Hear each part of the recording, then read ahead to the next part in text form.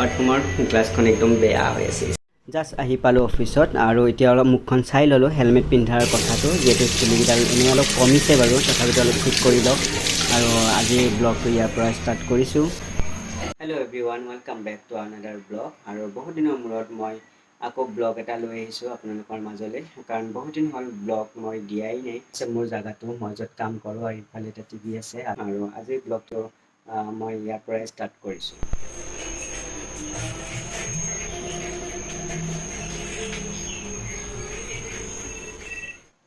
hello' অঁ ঠিক আছে মই চাই দি আছোঁ বাৰু অঁ ঠিক আছে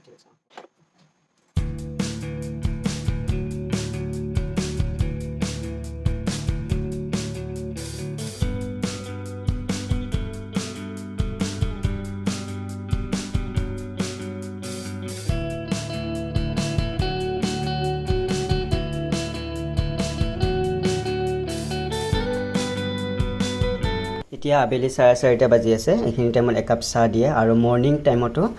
চাহ একাপ দিয়া হয় 10:30 বজাত আৰু দুপৰীয়া ভাগত খাব যদি ইচ্ছা থাকে খাব পাৰি চাহ সেইটো কাৰণে প্ৰব্লেম নাই মই এতিয়া দেখুৱাই আছোঁ অফিচৰ ভিতৰৰ পৰা বাহিৰৰ অংশটো কেনেকুৱা হয় আহকচোন চাওঁ বা কেনেকুৱা লাগে আপোনালোকৰ এইটো কেবিনৰ পৰা ধুনীয়াকৈ বি বৰুৱা ৰোড হয় এইটো আৰু এই গাড়ী চলাচল কৰি আছে আৰু ইয়াৰ পৰা আমি বৰষুণ হওক বতাহ হওক কিবা মানে বাহিৰত কিবা হ'লে আমি ইয়াৰ পৰা আমি চাওঁ মানে আৰু এইটো এটা ছাৰৰ কেবিন হয় ছাৰ বৰ্তমান নাই যিহেতু মই আজি ব্লগটো এইকাৰণে দেখুৱালোঁ হয়তো বহুতে কৈ থাকে অফিচৰ ভিতৰখন চাবৰ কাৰণে আছে দেখুৱাব লগা অফিচত বহুতখিনি আমাৰ ঠাই আছে যিহেতু মই পিছৰ ব্লগত ভালদৰে দেখুৱাম অফিচ শেষ হোৱাৰ পিছত মোৰ ফ্ৰেণ্ডে মাতিলে ইয়াতে ইস্কন মন্দিৰত আৰু ইয়াতে মই আছোঁ সিহঁতৰ ৰখি সিহঁতে ভিতৰত পূজা কৰি আছে বৰ্তমান আৰু মই বাহিৰত ৰখি আছোঁ লগত তানবীৰ আছে মোৰ লগত বাহিৰতে আৰু বাকী দুজন সিহঁতে ভিতৰত আছে আজি হয়তো মোৰ অফিচৰ পৰা ওলাওঁতে আজি দেৰি হৈছে অলপ কামৰ কাৰণে পিছত লাষ্টৰ অলপ কাম ওলালে তাৰপিছত শনিবাৰ হিচাপে অলপমান এনেই ওলাই আহিছোঁ বাহিৰলৈকে তো ধুনীয়া একদম ফ্ৰেছ বতাহ একদম দি আছে খুব ভাল লাগিছে ঠাইটো কেতিয়াবা আপোনালোকেও আহিব পাৰে ইয়াতে খুব ধুনীয়া আৰু ইয়াতে ইমান ধুনীয়া ধুনীয়া ফ্লাৱাৰ লগোৱা আছে ভেৰাইটিজ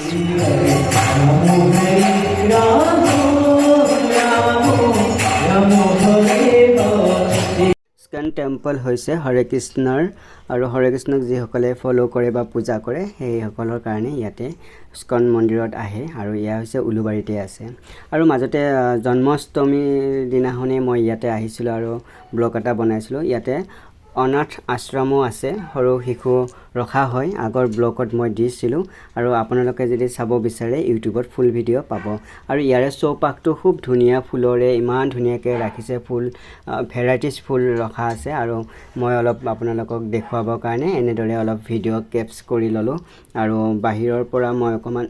মন্দিৰৰ যিটো অংশ সেয়া মই দেখুৱাই দিছোঁ এয়া হৈছে মন্দিৰটো আৰু দিনৰ ভাগত আহিলে হয়তো বহুত ধুনীয়াকৈ